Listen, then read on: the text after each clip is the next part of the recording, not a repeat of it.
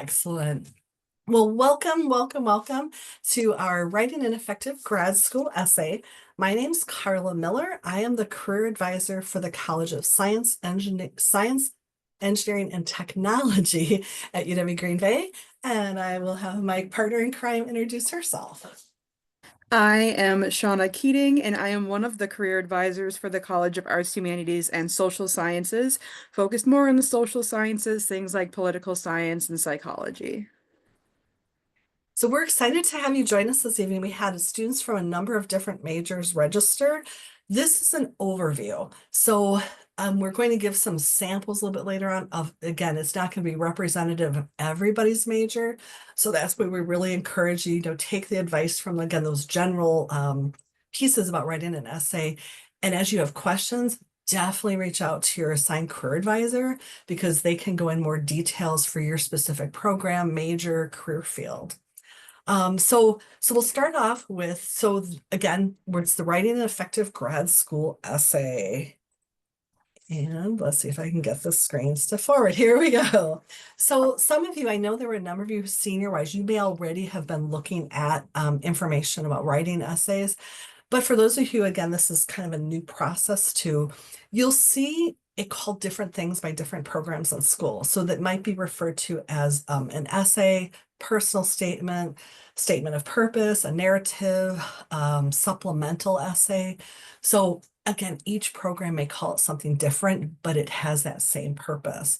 And it allows you to provide additional information about your application, about yourself, things that aren't necessarily going to be reflected on your transcripts or on a resume or CV, or those boxes on an application you have to fill out. So it gives you a chance to market yourself, again, and give more depth to your application. What makes you unique? What makes you qualified for that program? The self-awareness, and we'll go more into details of that later. What are your strengths? What's your weakness? And again, really that motivation. Why do you want to study this? Why do you want to pursue this career field? And there's also often opportunities to discuss challenges, whether it's, yeah, my GPA, I had a rough semester, or I have gaps in my schooling, employment, whatever that might be. But ultimately, it pulls that piece of what makes you unique. So, what makes up a great essay? You're really telling a story. It's the story of yourself and the things that you've done and what led you up to writing that essay, what led you to that moment of now applying for graduate school, talking about what is your motivation for going to school. Um, Something that I think sometimes students also miss is why that specific program, because they know you're going to be applying to more than just them. Realistically, you're applying to more than one school, and they know that, but what made you want to apply to their specific program out of all of the programs in the world, to know that you're actually really invested in going there if they offer you a seat. Um, Talking also about, do you understand what it is you're getting in for? If you're, I'm gonna pick on my psych students looking to be counselors, do you understand what counseling is?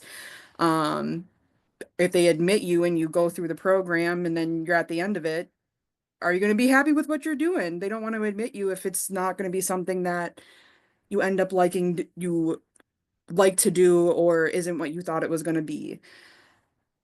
It's also, how are you going to make the field better? What are you going to contribute? What are you going to contribute to that program in particular as well? Again, out of all the people that are applying, possibly hundreds, what makes you deserving of a seat in that program?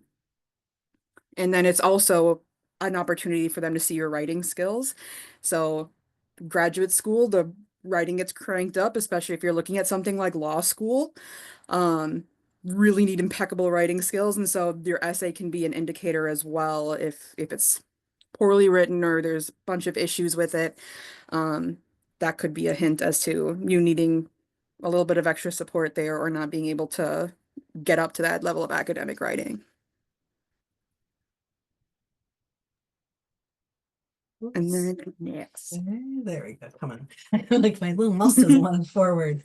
So the process, and I tell students, sometimes students make that decision late where it's like, oh, yeah, I didn't realize I was going to be graduating. I can actually apply for program X, to start for fall or for spring or summer.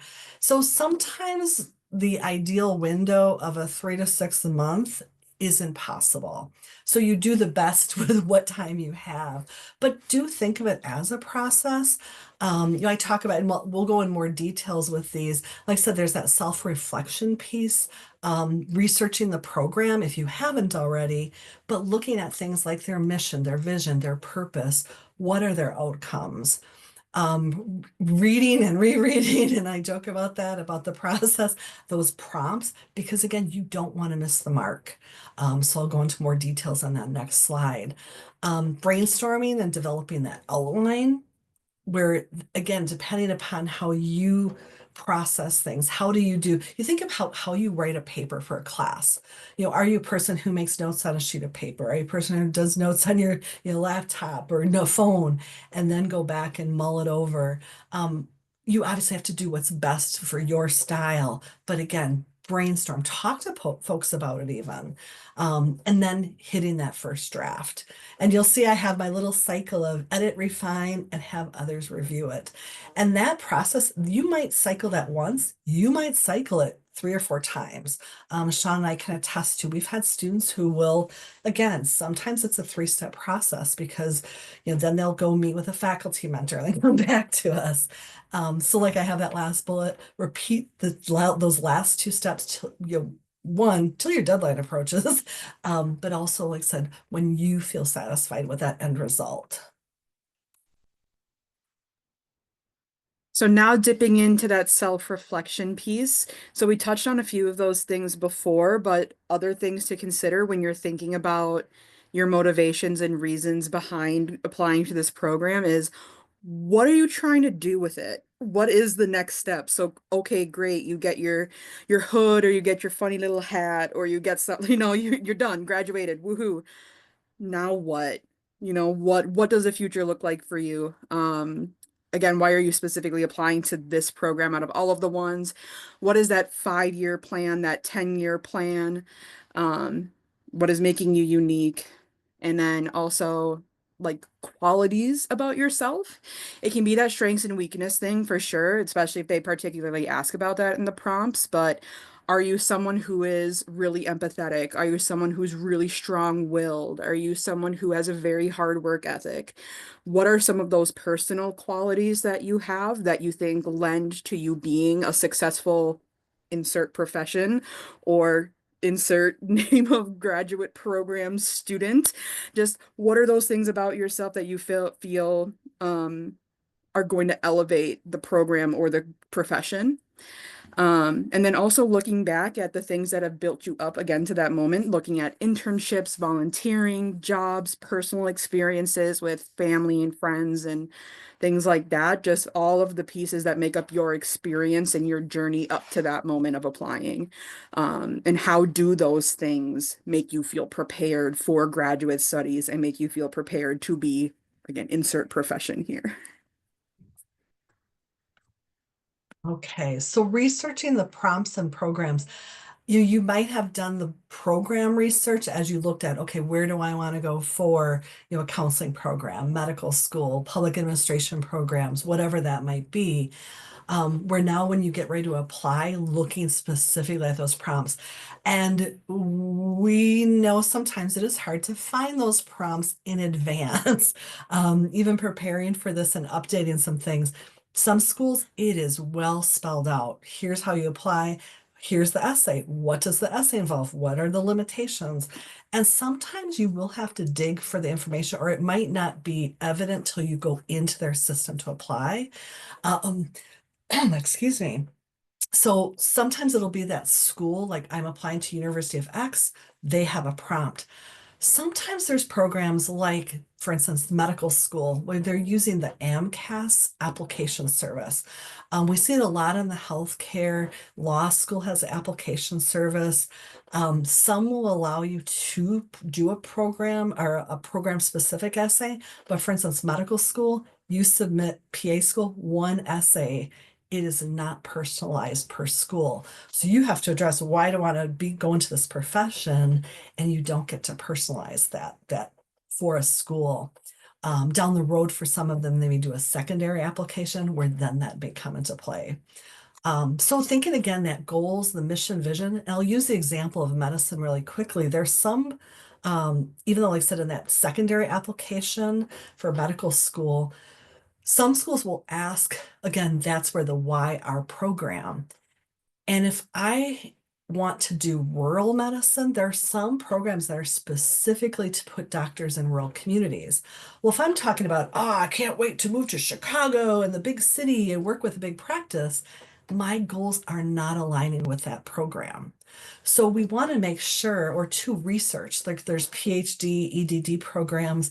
Well, okay, if I really talk a lot about research, but it's a practical based program, those goals aren't aligning. So just be aware of that as you look at programs.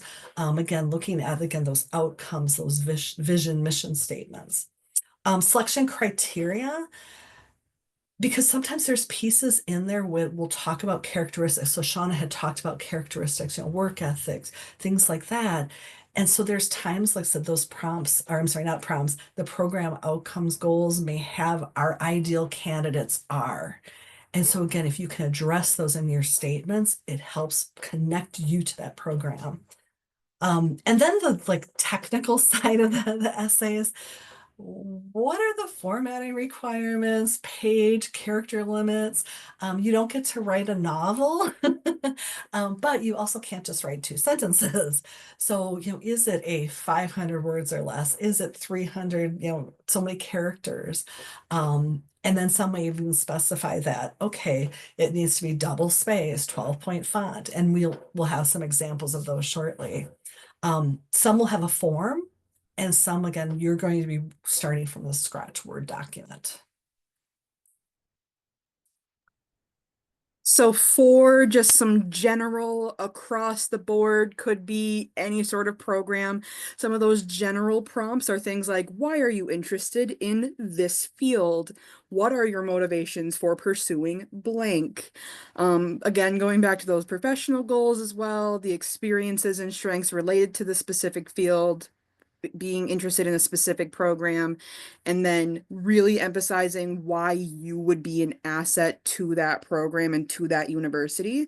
Because at the end of the day, when you graduate from there, they're putting their name on your back. So you're going to be a Marquette lawyer.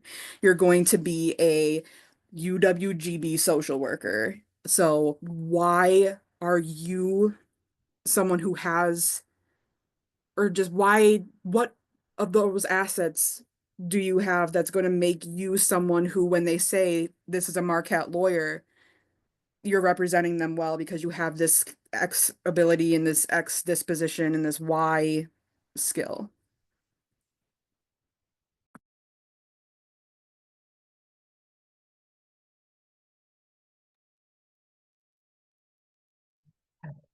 So this is where we'll get into some sample prompts.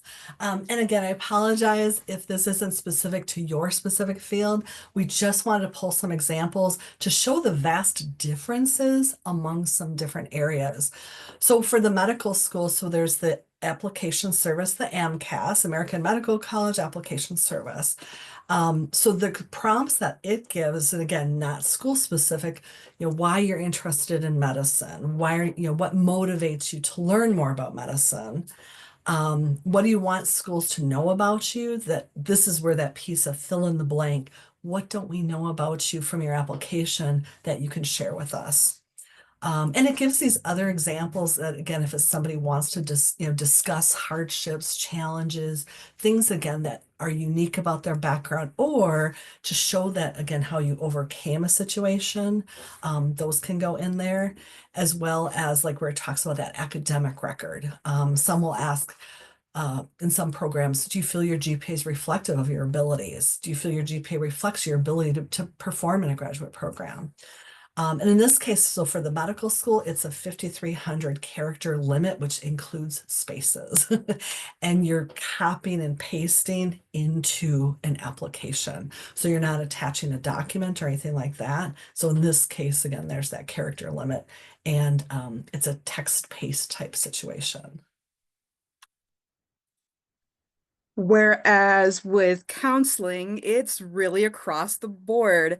So Oshkosh has a form that you can download that has some check boxes you'll fill out, and then also a separate sheet with the prompts, and that's called a supplemental application. Other programs, you are really starting from scratch on that Word document.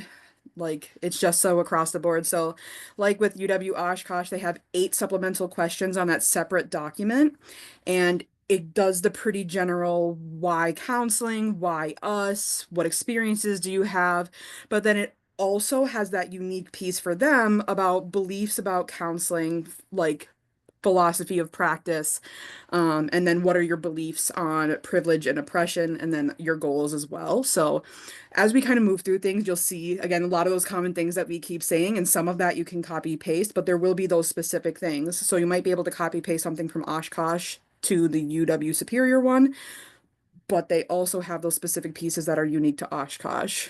And then Marquette, just emphasizing why you want to go to that program, why counseling, the end. Pretty easy, pretty simple. You don't have a billion different prompts to worry about. And then you have UW Superior, they call it a letter of intent. And they want you to specifically address things like service to community and volunteer work, commitment to others. So just how have you been in service to others in any capacity? um, your goals, and then your strengths and weaknesses as well. And they don't want to hear you say that I don't have any weaknesses or my weaknesses are also my strengths. They really want you to go into like, what are you great at? What are you not great at? But how are you going to work on those things as well? Okay, law schools. So I just used two examples for this where, so again, it's that broader. So when you apply, there's the general app, but then you can personalize for each school. So Minnesota talks about insights, abilities, motivation, experience as the applicant, and an assessment of your writing ability. So it's, the candidate should articulate significant achievements, goals, and reasons for pursuing a degree in law. And for this one, it's the two pages double spaced, where for Marquette, same thing, 2 pages double spaced, but here they give you even margin, and margins have to be a certain thing, and your font size has to be a certain size. So again, select this one, they say select your own topic, which is again kind of interesting because maybe you have an idea, but sometimes students like, well, what should I write about? What's going to make me stand out from all these other law candidates? So again, it just shows that gives the candidate the ability to show the committee something, again, that's not part of your application. So that Marquette one is pretty broad, because again, it allows you to make that selection. It did on both of these talk about submitting a supplemental or optional statement. So if there was something, again, that you did want to share about the motivation for their program, but it's not part of the main application, which essay, which I thought was interesting.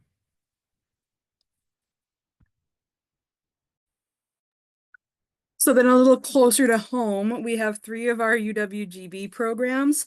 For the Master of Social Work, there is a questionnaire. It's another document that you actually can copy paste answers into this PDF.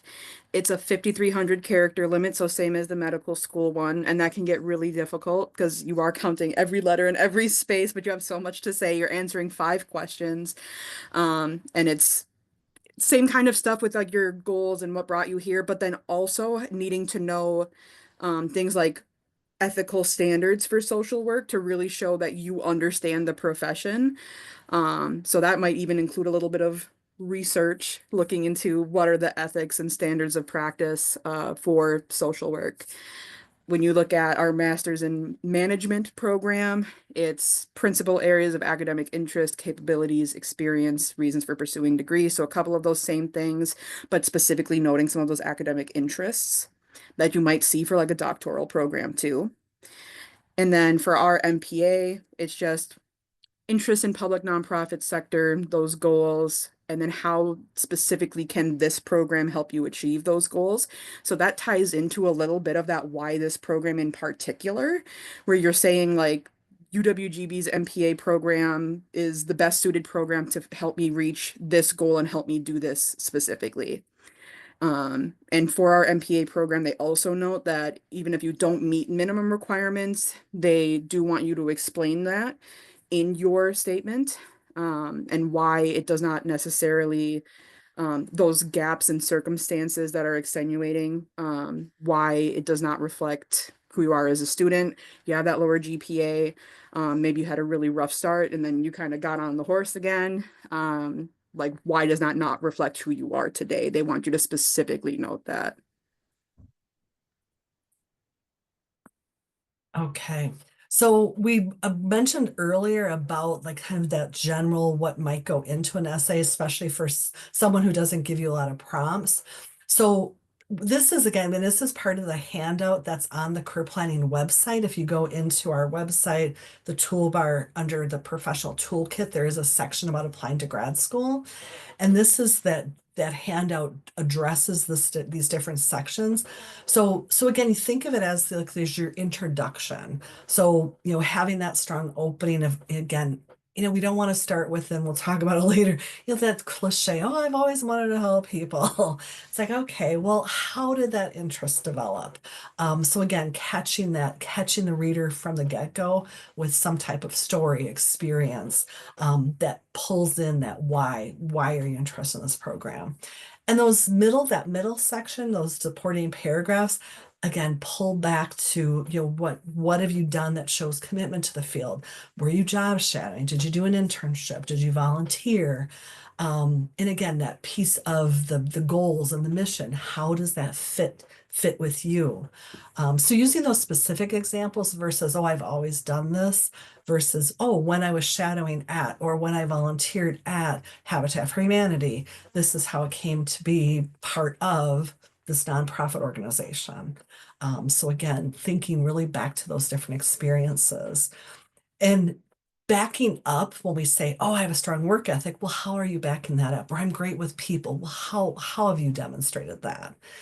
And then that conclusion again pulls then kind of, you think of like you have that nice theme of, oh, service to others has been my theme. Then I want to make sure that's wrapped up in that conclusion and pulls it back to service to others. And that's how I'm going to be, again, this type of candidate for your program. So again, it's again just general, but helps you get some ideas, especially if you don't get a lot of direction for your prompts. Ooh, so that question of tell me your greatest strengths and weaknesses, same thing with an interview, you're like, how am I supposed to answer that? Um, so be concise, like don't drag on about, oh, I've just been the worst at this and I've always been the worst at this and I wish I could be better, but I'm just bad at it. Or same thing with your strengths, like you list a whole paragraph about how great you are and then you put a little sentence that's like, I just need to be better with my time management, the end. So got to find that balance there, address both of those fully. Not dwelling on the issue again, like don't go on and on and on about the circumstances and what like maybe there is extra context as to why you're bad at something or why something is your weakness, but you're not trying to put blame on others or really just go on and on about it. You want to introduce it, but then talk about how you've overcome it. How are you planning on overcoming it? So if you're currently bad at time management, you'll need to get better at for grad school, and they're going to know that, and you're going to know that. But how are you going to do that? What are some concrete actions that you're going to take instead of just saying that you want to work on it? Um, they want to see that you have a plan and that you have action. Maybe you like have X, Y, and Z, three things that you're going to plan on doing to help you get better at this thing that is a weakness of yours. You also could highlight how some of those challenges that you faced, some of those weaknesses, how it's taught you some of those things like grit and persistence. You've faced a lot of challenges in your life. Some people have had some really harsh circumstances and rough hands that they've been dealt, but they've taken persistence out of that and a strive to be better and a strive to serve others and improve other people's circumstances. that they wish they had that hand to help them. That's some of the stuff I've seen for some of those counseling programs in particular. And so you can highlight that stuff as well. And as with everything, provide supporting evidence if you are able to. So maybe you do address, like, I just had a really rough first 2 semesters. I was facing some mental health struggles. I took some time off to work on myself and get better. But as you can see, I've really bounced back and hit the books hard and used the tutoring services. And now you can see I've really improved my last 2 years at UWGB, where you're just mentioning the issue, the struggle, but how have you overcome it? How are you going to overcome it is really the key thing that you don't want to miss. Okay. So essay formatting, like I joked before, the technical pieces, um, and it can vary so much. So, and you may not know till you get into the application. So, knowing if you're doing your essay, plain Word document or that form, and you're filling that in, is your starting point. From there, again, it may be a pull it in as a PDF, save it, copy, paste. So as I mentioned before, the centralized service applications, you may not be able to personalize for programs. For most of those programs, just as a little FYI, there's usually a candidate or applicant guide. Those are amazing. They're sometimes hidden, which I don't know why. But so as you go into whether again it's the LSAC, GMAT, whatever, look for that candidate guide. Some have really great outlines where it'll say, oh, for the essay, you need to be aware of this. So it helps you prepare in advance. Other times you might just not know till you get to that section of the essay.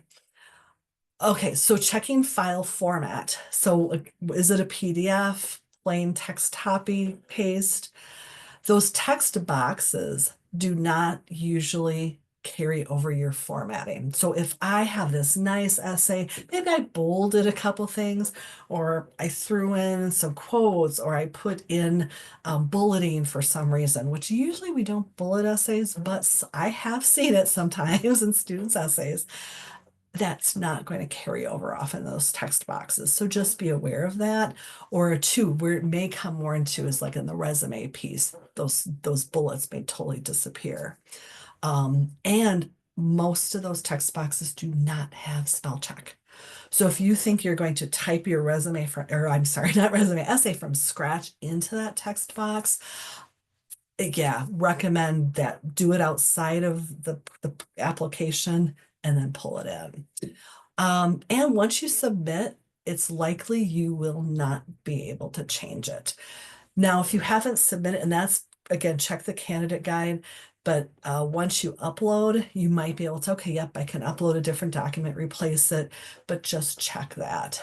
So will you know, oh, this is my final format. Now I'll put it in the system. So we mentioned before, start with Word, whatever Word type program you use, catch that spelling, that grammar. You're having people read it, come back, make those changes, then upload it. I had to just laugh when you mentioned like making a separate Word document when there's the text boxes, because when I applied to my program, we used GradCast and I wrote everything on in the text boxes. I didn't think to like do a separate Word document, and then my internet went out, and then I went back and the stuff I spent 2 hours writing no longer existed. So please write it in a separate document first.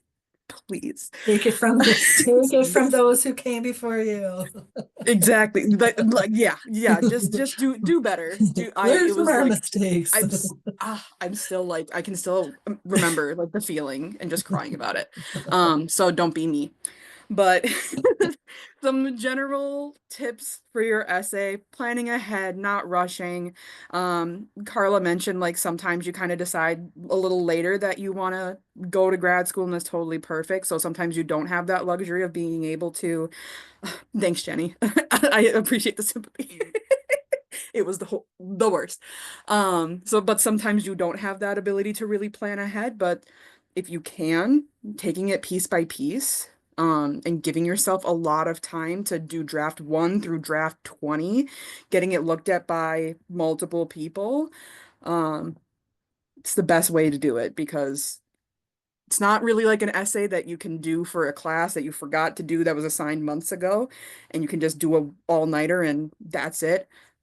Should not be that. So give yourself that time. Um, being genuine, never lie, don't make up a story, don't grandize things that weren't as grand as it was.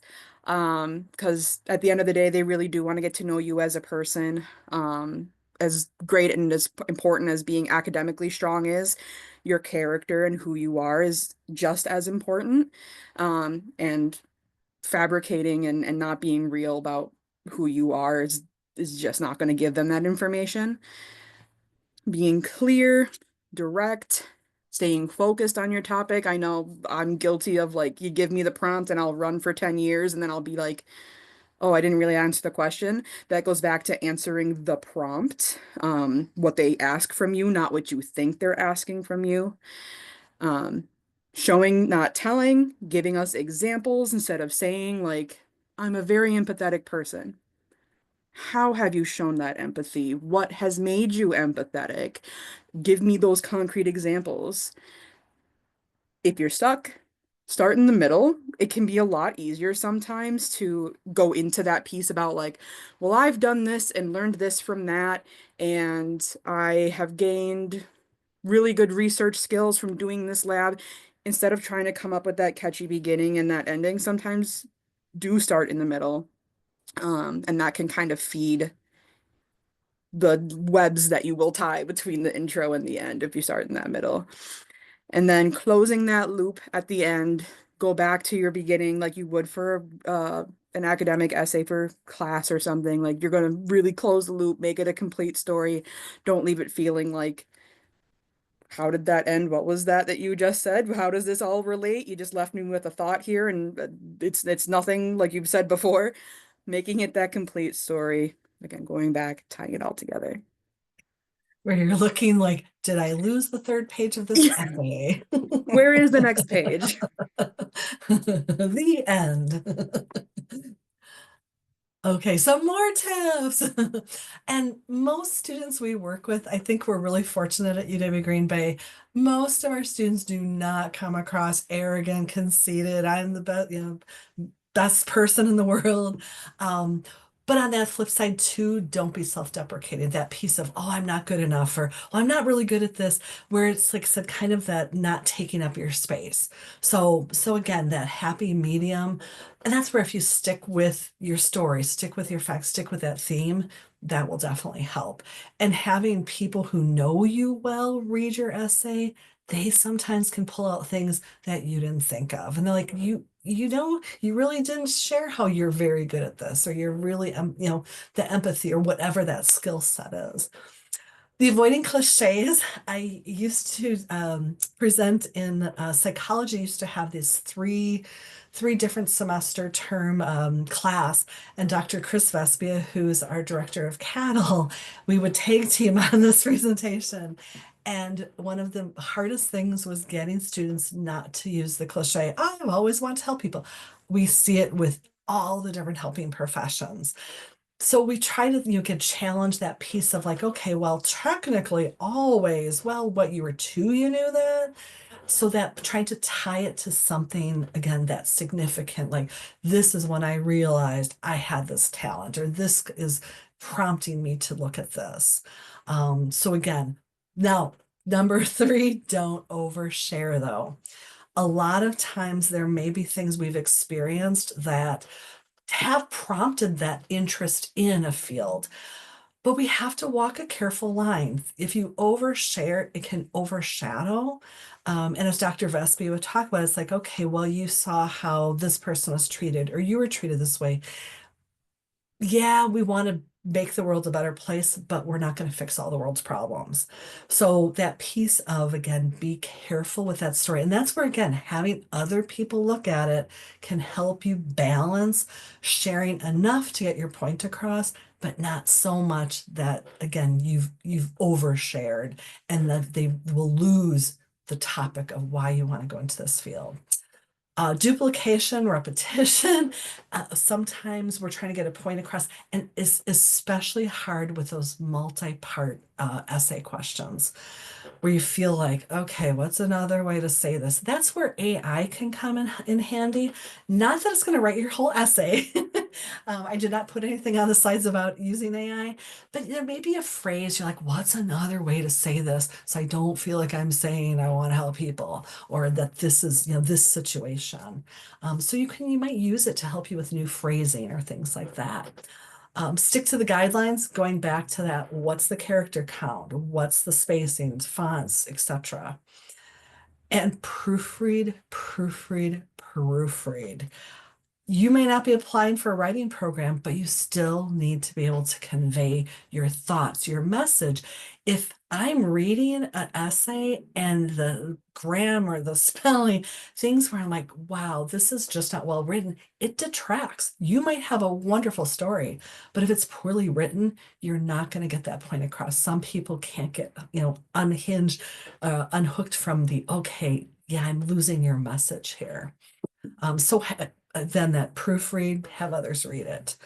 And that cycle again, write, take a break, go do something again, whether it's workout, watch your favorite show, go grab, run to Starbucks with a friend just to take a break and then come back to it with a fresh set of eyes. And as we've said multiple times, ask for feedback from others. And you think of it, things that you've worked on, whether it's your resume, an essay, we're so engaged in and immersed in it. Sometimes we lose sight. And that's where other people can draw us back in. I want to address Jenny's question really quick because it's a really good one and one that I've been seeing a lot lately with students is using those personal stories, especially when it's something that might be a little more sensitive. So I know we've talked about counseling a lot, but that does for me tend to be where I see a lot of students sharing personal stories saying, I want to be a mental health therapist because a mental health therapist saved my life, because I went to a lot of therapy growing up for X, Y, and Z. It is totally, at least from my experience, it's been okay to introduce some of those more personal stories as long as you don't go too far with it. So I've had students disclose specific diagnoses and the treatment plans that they've done with their therapist and their psychiatrist, and going through the court system and talking a lot of details and a lot of trauma dumping really is the only way to say it. Um, you want to find that balance. You want to say, hey, I do have a personal connection here. It really does mean something to me. I've been through that. I might be able to empathize a little bit easier with the population that I'm working with because I've kind of gone through maybe the same system or experienced some of the same things, but you don't want to go too far. So that's where it's going to be really useful for you to get your essay reviewed by a couple different people, because they can say like, hey, this was a good amount of disclosure here. This was useful. You used it in a really natural way. It wasn't overbearing. It wasn't too much detail. Or they might be able to say, hey, let's let's pull it back just a little bit. We don't know who's going to be reading our essay and we don't want to trigger them. Um, you also don't want to just disclose too much because you don't know who's reading it, but that could have a bunch of different implications that way. Um, so yeah, like really just getting some people's thoughts on it, disclosing, but not too hard. Any other thoughts, Carla? Yeah, Okay. perfect. Yep. Yeah, perfect. All right. Oh, good, Jenny. Thank you. Good to hear. Um, reviewing. So yes, proofread a trillion times. A trillion point billion times. I actually recently met with a student who they're like, I feel pretty confident on my essay. I've read it a billion times, but I just want to get one last thought on it before I submit. And there were actually several pieces where I'm like, did you mean to say this way? Did you mean to use this word? I don't feel like you should use this word, or this sentence doesn't make sense at all. And they're like, oh, geez, well, when it's your own eyes, you've been staring at the screen a billion times for a billion hours. Um, Multiple sources of proofreading, proofread. It can help to say it out loud too, and that might feel weird because you're like reading a personal story about yourself just out into the open. Say it to your dog. But by saying it, you'll be able to really experience like, oh, that doesn't sound right now that I say it out loud. And we've all had that moment, right? You say it and you're like, ooh, look different in my head. Um, Again, having others read your essay. That include faculty mentors, any faculty that you're close with in courses. You have a faculty who is advising you in a lab or doing research with, your career advisors, any other professional mentors. If you're doing internships, especially if you're doing something that is either extremely related or directly related to the kind of program that you're going into, that can be really, really helpful. Like, does this sound like someone who wants to be a counselor to a person who is counselor or what have you? Student org supervisors, all those kind of people on your support team. We also encourage you to use the UWGB Writing Center, where us as career advisors can really look at some of those content pieces and some of that flow and kind of stuff. We are not English majors. We really want you to get support from people who are way more knowledgeable about some writing pieces. Um, Planning ahead and being courteous of people's time. So if your essay is due or your application is due or submitting your essay is due this Friday, ooh, it would be a very bad idea to send it to me tonight and say, can you please review this two-page essay by Friday morning? So think ahead a little bit there. Um, and also give us the prompts for your essay, because if I don't get the prompts, I just look it up anyway, because your essay might be awesome, but if I might then go look at the prompts and say, ooh, there were five of them here. You only addressed two. And that's where we can go back and give some thoughts on how to maybe address those pieces, or maybe you thought you answered one of the prompts, but it wasn't really what they were asking for. Yes, writing centered. Yes, Chris. Um, but yeah, like just making sure you're actually addressing those prompts. Please give those prompts to the people that you're having review your essay. Career advisors. So your favorite people. Okay. Maybe not. So we wanted to address about making appointments because it's a little bit different for personal statements and essays than it is a typical resume review. So you can set up an appointment, we'll review it with you. But what we'll have you do is when you schedule your appointment, plan ahead. And what I mean by that is because we're requesting you to email your document and the prompt at least 2 working days in advance. And I have some students that are like, oh, but why so long? Well, one, we have other appointments and students. We each have many, many students we advise, but it allows us time to really look at it, look at the prompts. So sometimes it's a matter of, again, it depends on what it is, but a lot of times I'll read it, then I'll go back to the prompt. Sometimes I'll look at the prompt if it's something newer. I'm like, yeah, I don't know much about this program. What are they looking for? So I usually read an essay 2 to 3 times because each time I might pick up something or, oh, well, okay, this doesn't connect to this or this is missing. So that's why we ask for it in advance. Because if you show up on our doorstep, you're going to be looking at the top of my head as I read it, and it doesn't give me a chance to mull it over and really, like I said, look at it. So when you select the appointment, select that graduate school dash essay personal statement review. I've had some students select grad school application or research by mistake, came in with an essay and we didn't have time to look at it. So we want your essay prompts and then that draft. So, and we do ask because some of those essays can be long and some of you are applying for multiple programs, please limit it to one, one program, one school for appointment, maybe two, check with your career advisor. If you've met with us before, we might say, oh, okay, well, yeah, I can look at Marquette and Eau Claire's application since there's that similarity. But because, like I said, given the timing we have, yeah, we try to limit it just again, because otherwise it is very overwhelming to do multiple during a certain session.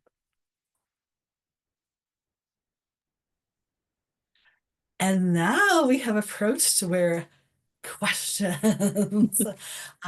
So again, if we hit on something, didn't explain it in depth, something we didn't address, if there's something we missed, yeah, this, like I said, we've got about 10 minutes left, and yeah, the floor is open. If you want to unmute and ask the question, you're welcome to.